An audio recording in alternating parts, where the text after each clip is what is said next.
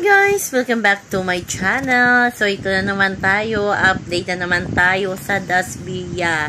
Kasi nga, busy ang dalawa, may sariling ganap kung araw, sina Bianca at si Dustin.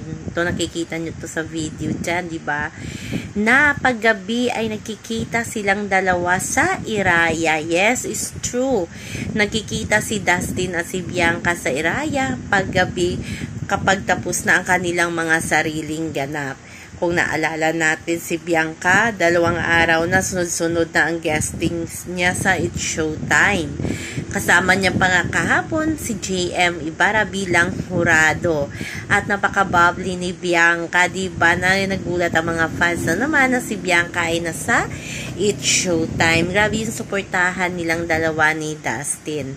Kanya-kanya munang lakad sa umaga, pero paggabi binibigyan talaga nila ng time ang isa't isa. Si Dustin naman, parang may endorsement shoot ata yan, or paid partnership ng Randy's Donut, diba? Bongga yung mga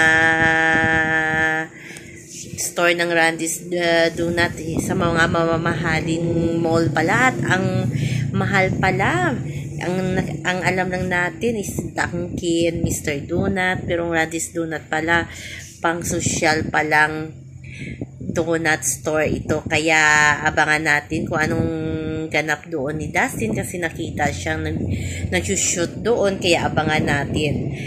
At masayang-masaya ang mga fans na kumain sa Iraya, kasi paggabi nga ay nandoon si Bianca. Natatawa pa nga yung mga fans, parang si Bianca na daw ang owner ng Iraya, hindi itong si Dustin. Ganda ng kanilang relasyon, kasi nga suportahan nila yung isa't isa, kahit kanino sila ipipair ay talagang nandoon sila sa isa't isa. At pag may time talaga sila after work ay nagkikita talaga sila. Pinanindigan talaga ni Dustin na talagang bibigyan niya ng oras si Bianca pagkatapos niya ng trabaho. Talagang sinunod talaga ni Dustin kung anong promise niya sa loob ng PBB. Kaya abangan na lang natin ang mga sariling ganap nila muna bago sila magkaroon ng magkaparihong ganap. So, kaabang-abang yan.